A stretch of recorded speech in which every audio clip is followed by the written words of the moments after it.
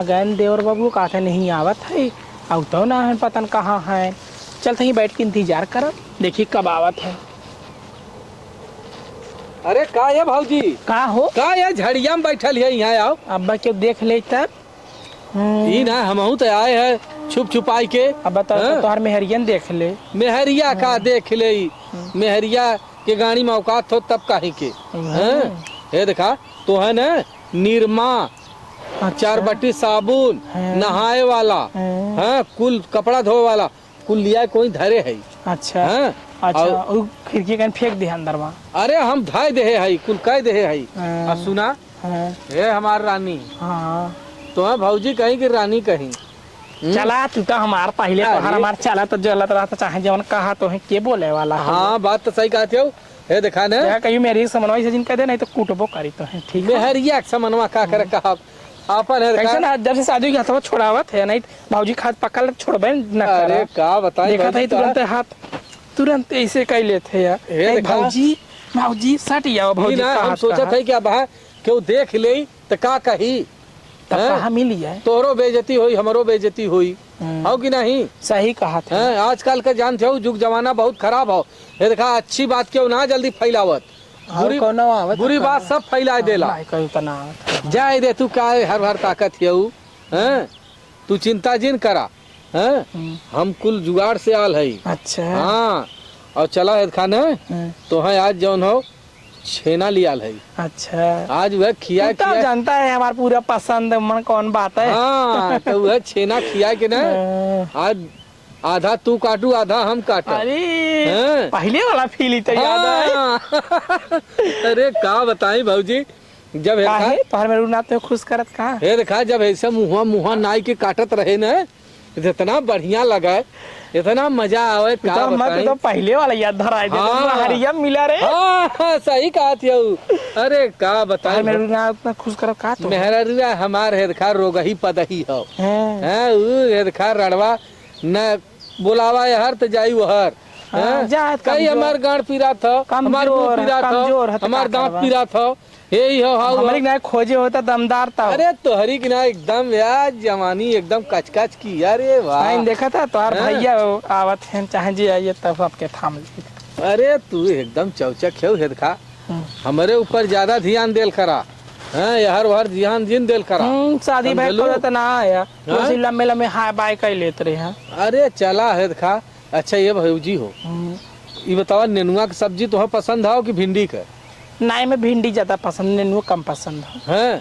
तो चला है खाना हमरे वही गौवा में एक जने भिंडी बोए हैं भगवती का चच्चा ठे लड़किया घरे खैले भी न मरत हन कत्तो उन्होंने भात खात हन कत्तो सूखे रोटी खात हन कत्तो ऐसे नीमक पानी में आलू तू राड़ा जवन लेके तू मरत है तू यहाँ छेना खियावत है नेनुआ का तरकारी खियावत है यार पूछा हे भौजी तोरे नेनुआ फरा है। अरे तू देश कमाई तो तो सारी दुनिया जानता राड़ो तू बाहर खा लो नहीं कोई आज पचवर्ती हमारे घरे आग लगाओ। अरे तोरे घरे का तो का हम बताई हमारा तो के कहा में ला जगह पहले मैंने पचवर्ती ना हम तोरे मेहरुआ के ना कहा रखे रहे तो ना जानते का जैसे हमारा सास बता देश गली गली तू मरावा और कहा हम बाहुबली है काहे ना अरे जाई है चाची चार ठे लड़कियां ओकर बिनेवा बेचारी ये बेला खात हो वही बेला नहीं और तू जवान रखे रहे चोरी लड़कियां ए यहाँ बा हो दुल्हा जाए तो के मत बुलावा ये चाची मत बुलावा तो हर गोड़ धरते है चाची।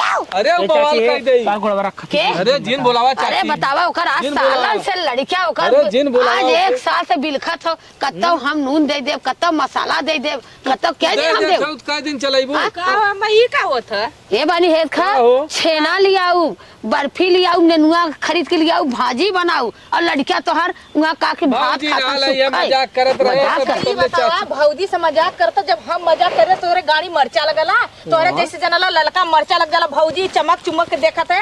ए बहनी हम जात है तू सब अपन करा और मरत जा। तू जा हम जा पानी से तो हमरे लड़कवन के देखा हुआ आवत उनके बाद कर हम देखा छट्टी के दूध कैसे निकालत जब आप तोर भतार तोरे काबू ना तो का भय जाबे करी। हमारे भतारे के तू मोहले हो, हमारे भतारे का तू मजा देत हो, हमार भतार हमके कहता की अरे बेशर्मी भतार भेजले कमाए के दूसरे के भतार के चाटत है तोरे लाज। अरे हमरे सऊदी कमाई हो मर जो। अरे हमने नुआ मांगता जनी। अरे छिनार बदमाश ना रहलन मार पैसा कौड़ी भेजत बान पैसा कौड़ी भेजत तो सब तू पूरा का फुगाउनु तू कमात है। हम तो सोचे कहां जात है कुल कमैया, हमके का पता कि नगिनिया चौपटैया ई चौपटैया हल्ला कैले हो तो हां बताइब हम एक मतलब क्या? एक रुपया भी ना तरसत है। अरे न तेल हो न साबुन हो न साग हो न सब्जी हो न लड़का पढ़त है न लिखत है, कौनो के चड्डी हो त कौनो के गंजी ना हो त कौनो के गंजी हो त कौनो के चड्डी ना।